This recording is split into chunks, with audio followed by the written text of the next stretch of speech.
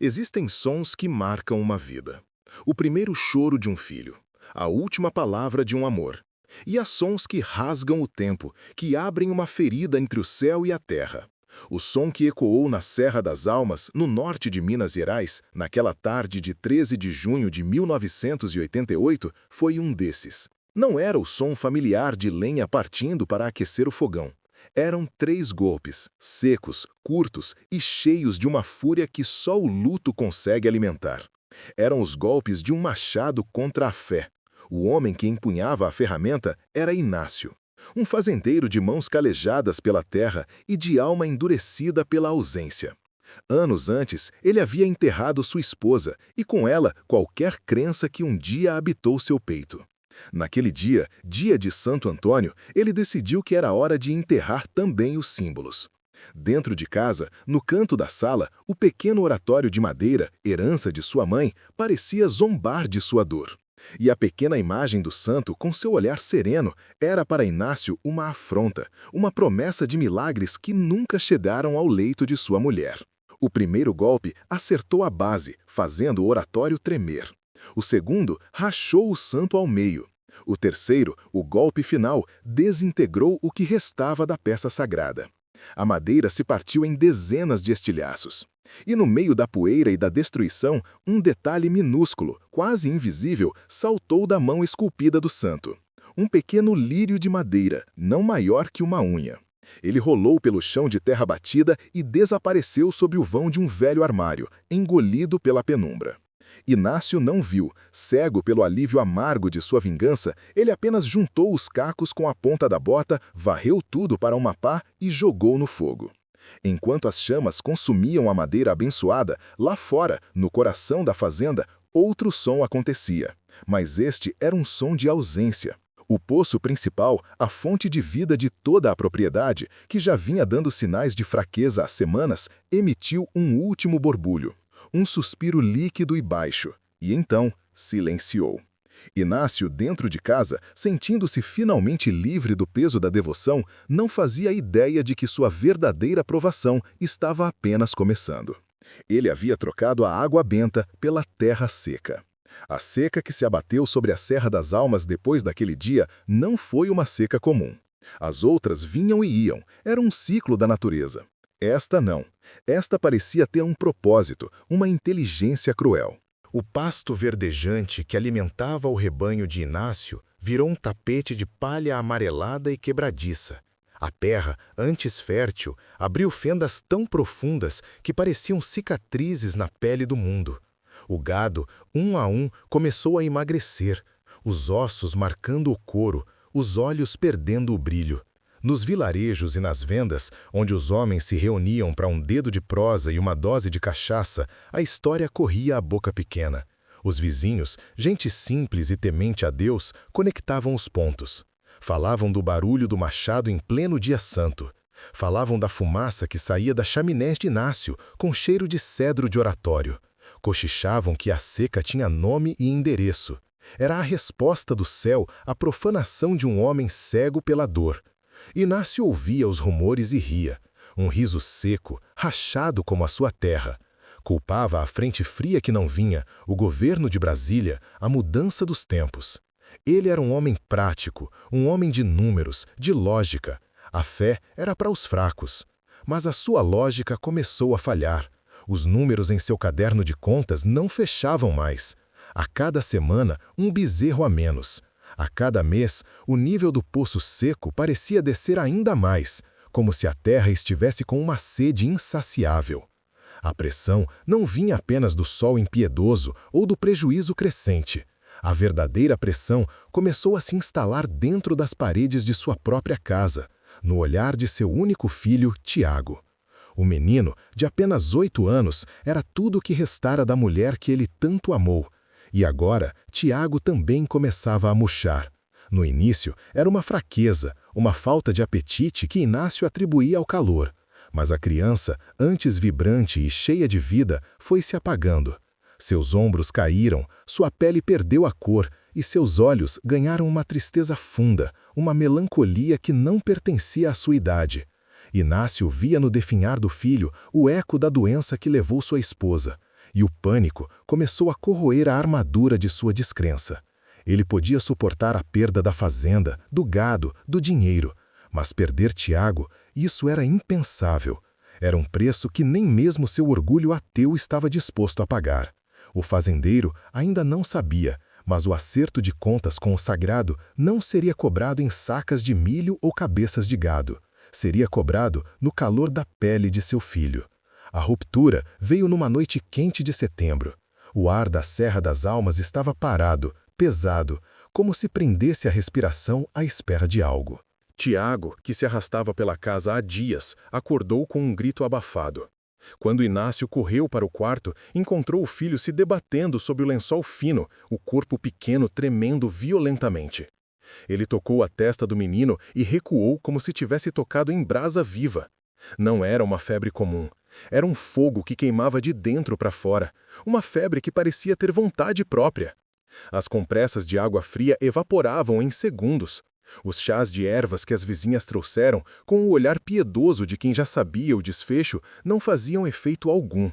Na manhã seguinte, Inácio engoliu o orgulho e selou o único cavalo que lhe restava. Cavalgou por 2 horas até a cidade vizinha, um caminho que ele conhecia de cor, mas que agora parecia um labirinto de poeira e desespero. Ele foi buscar o doutor Arnaldo. Doutor Arnaldo era um homem como Inácio, cético, prático, com mais fé em um estetoscópio do que em todas as preces do sertão.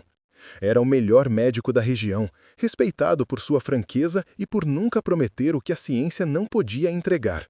Ele chegou na fazenda, abriu sua maleta de couro gasta e começou seu ritual. Mediu, auscultou, examinou cada centímetro do corpo febril de Tiago. Sua expressão, inicialmente confiante, foi se fechando. Ele passou o primeiro dia inteiro ao lado do menino, aplicando injeções, ministrando os mais modernos remédios que trouxera. Nada. A febre não cedia 1 grau sequer. No segundo dia, a situação piorou. Tiago já não se debatia. Jazia imóvel, a respiração curta e rápida, os lábios secos e rachados. Inácio observava o médico, esperando a palavra de certeza, a explicação lógica que poria fim àquele pesadelo. Mas a explicação não veio. Doutor Arnaldo folheava seus livros à luz de um lampião, o suor escorrendo pela testa, a frustração estampada no rosto. A ciência, o Deus de Inácio, estava em silêncio. Estava perdida. Enquanto a medicina falhava dentro do quarto, o mundo de Inácio desmoronava do lado de fora. Para pagar pelas visitas e pelos caros medicamentos do doutor Arnaldo, ele começou a vender o que restava de seu rebanho. Cada boi magro que saía da propriedade era um pedaço de sua história, de seu trabalho, sendo trocado por uma esperança que se esvaía a cada hora. Ele via nos olhos dos compradores a mesma piedade dos vizinhos. Ninguém dizia nada, mas todos pensavam a mesma coisa. Não era uma doença que se curava com dinheiro. Era uma dívida que se pagava de outra forma. A história daquela febre misteriosa se espalhou como fogo em pasto seco. E para o povo da Serra das Almas, o diagnóstico era claro e não precisava de diploma. A doença de Tiago havia começado exatamente 3 meses depois do dia 13 de junho. Era o tempo da natureza, o tempo do sagrado. Era a resposta à profanação, o castigo pela imagem partida. Inácio ouvia esses sussurros quando ia à venda comprar querosene, e cada palavra era como um tapa em seu orgulho ferido. Ele queria gritar que era um vírus, uma infecção, qualquer coisa com um nome científico. Mas no fundo de sua alma, o mesmo medo que o fez quebrar o santo começava a lhe dizer que o povo estava certo. Se você entende que há momentos em que a lógica se cala, inscreva-se agora, pois a resposta para esse mistério não estava nos livros. Ao final do segundo dia, Dr. Arnaldo chamou Inácio para fora de casa. A noite estava sem estrelas, o céu coberto por uma camada de nuvens que prometiam uma chuva que nunca chegava. O médico tirou os óculos, limpou-os no lenço e olhou para o fazendeiro. Sua voz era baixa, pesada, a voz de um general anunciando a derrota. Inácio, ele começou, eu usei tudo o que eu sei. Apliquei tudo o que a medicina moderna me oferece. A febre não responde a nada. É de origem desconhecida e de uma agressividade que eu nunca vi em 30 anos de profissão. Ele fez uma pausa, buscando as palavras. O corpo dele está se consumindo. Os rins estão começando a parar. Inácio sentiu o chão sumir sob seus pés. Era a mesma sensação, o mesmo ar gelado no peito que sentiu no quarto do hospital anos atrás, quando o outro médico lhe deu a notícia sobre sua esposa. A história se repetia, mas desta vez a sentença parecia ainda mais cruel. Ele olhou para o Dr. Arnaldo, o rosto um mapa de desespero. Mas o que eu faço, doutor? O que mais a gente pode fazer? O médico olhou para a casa escura, para a janela do quarto, onde uma vida se apagava. Ele, o homem da ciência, o cético, suspirou. E o que ele disse a seguir não foi um conselho médico, foi uma confissão de impotência, a fronteira final onde a lógica se rende ao inexplicável. Ele colocou a mão no ombro de Inácio e disse a frase que selaria o destino de todos ali. Inácio, disse o médico, a voz rouca pela fadiga e pela derrota. Vá para dentro, fique com seu filho. E se você souber alguma reza, agora é a hora. A ciência chegou ao seu limite. Aquelas palavras, vindas do homem da lógica, foram o golpe final. Mais forte que os 3 golpes de machado que ele dera meses antes. Inácio não respondeu, apenas assentiu, o pescoço rígido, e virou-se, caminhando de volta para casa como um fantasma em sua própria terra. Cada passo era pesado, cada tábua do assoalho que rangia parecia acusá-lo. A ciência, seu último refúgio, o havia abandonado. Não havia mais nada a que se agarrar, nenhuma explicação, nenhuma fórmula. Apenas o silêncio de um quarto e a respiração fraca de seu filho. Ele entrou no pequeno cômodo. A única luz vinha de um lampião a querosene, projetando sombras longas e dançantes nas paredes de adobe. Tiago estava imóvel, pálido sobre a luz amarelada, uma pequena estátua de cera derretendo lentamente. O desespero de Inácio era tão absoluto, tão físico, que seus joelhos cederam. Ele caiu no chão de terra batida, ao lado da cama do menino. Não foi um ato de fé. Ele não fechou os olhos para rezar. Ele se ajoelhou porque não tinha mais forças para ficar de pé. Era a rendição completa de um homem que havia perdido todas as suas guerras. E foi nesse exato instante de vazio absoluto que o ar mudou. Primeiro veio pelo olfato, um perfume denso, doce e impossível de lírios frescos. Não o cheiro de uma única flor, mas de um campo inteiro, desabrochando de uma vez só dentro daquele quarto fechado e empoeirado. Inácio ergueu a cabeça, confuso. Não havia lírios em sua fazenda, não em meio àquela seca que ele mesmo provocara. A flor mais próxima estava a quilômetros de distância, talvez no altar da igreja da cidade. Então veio a luz. Do canto escuro onde antes ficava o oratório destruído, uma claridade suave começou a pulsar. Não era forte, não era divina no sentido apoteótico. Era uma luz branda, como a da lua cheia entrando por uma fresta, mas não havia lua naquela noite. E junto com a luz, um som quase imperceptível. O sussurro de uma melodia, uma cantiga de ninar que arranhou sua memória, a mesma que sua falecida esposa cantava para Tiago dormir. Assustado, o coração martelando contra as costelas, Inácio se ergueu. Ele se inclinou sobre o filho, movido por um impulso que não compreendia, e tocou sua testa. Estava fria, não fria de morte, fria de saúde. A pele, antes uma fornalha, agora estava fresca, levemente úmida, de um suor que significava o fim da batalha.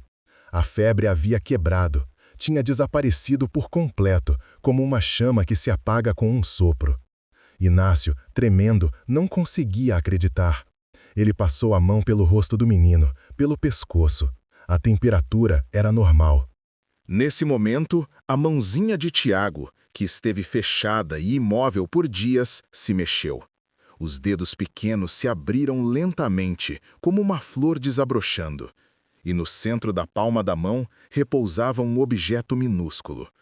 Inácio aproximou o lampião, a luz trêmula revelando o que era. A pequena pétala do lírio de madeira. A mesma que ele pensava ter varrido junto com os estilhaços, destinada ao fogo.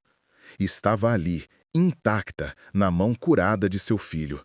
A prova silenciosa de um diálogo que ele havia tentado encerrar a golpes de machado.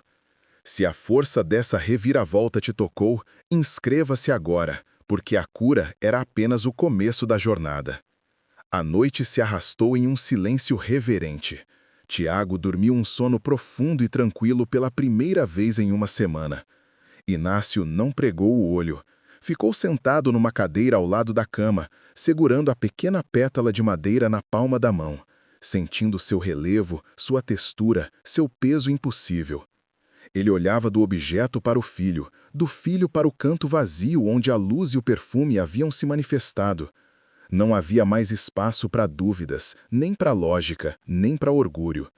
Quando o sol nasceu, tingindo a terra seca de laranja e roxo, Dr. Arnaldo voltou, esperando encontrar o pior. Encontrou Inácio na varanda, o olhar perdido no horizonte. E dentro do quarto, encontrou Tiago sentado na cama, pedindo um copo d'água. O médico fez todos os exames novamente. A febre havia sumido sem deixar vestígios. Os sinais vitais estavam perfeitos. Ele não disse nada por um longo tempo. Apenas guardou seus instrumentos na maleta, fechou-a com um estalo e olhou para Inácio. Não havia ciência em seu olhar, apenas espanto. A cura de Tiago foi o gatilho. A notícia se espalhou pela Serra das Almas mais rápido que qualquer boato. Mas para Inácio, a gratidão era uma emoção pequena demais para o que ele sentia. O que o consumia era um sentimento avassalador de dívida.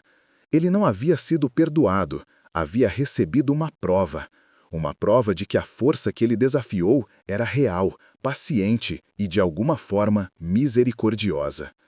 Mas a misericórdia exigia uma contrapartida. A redenção precisava de um ato público, uma reparação na mesma medida da ofensa. Ele não iria apenas agradecer, ele ia se redimir, e faria isso diante de todos. Semanas depois, Inácio viajou para Belo Horizonte. Não foi em busca de mais médicos ou de novos negócios. Sua missão era outra. Ele procurou por dias até encontrar o mais talentoso artesão sacro da capital, um velho mestre cujas mãos pareciam conversar com a madeira. Ele não pediu uma imagem qualquer. Encomendou uma nova estátua de Santo Antônio, maior, mais detalhada, com um olhar que não julgava, mas acolhia. Uma imagem que refletisse não o santo que ele quebrou, mas a misericórdia que o reergueu. O clímax de sua redenção aconteceu no dia 13 de junho do ano seguinte. Exatamente um ano após o som do machado ter rasgado o silêncio da Serra das Almas. Naquele dia, a região parou. Inácio, o fazendeiro ateu, o homem do orgulho, liderou uma procissão que começou na porta da igreja matriz da cidade. Mas ele não ia de carroça ou a cavalo. Ele caminhou, descalço, carregando nos ombros a nova e pesada estátua de madeira maciça. Foram 7 quilômetros sob o sol do sertão, sobre a terra que agora, milagrosamente, voltara a ser fértil. A cada passo, com a voz embargada, ele confessava em voz alta, para quem quisesse ouvir, seu ato de fúria, seu orgulho cego, sua descrença. A multidão o seguia em silêncio, um silêncio carregado de respeito e assombro. Não era um espetáculo, era uma penitência.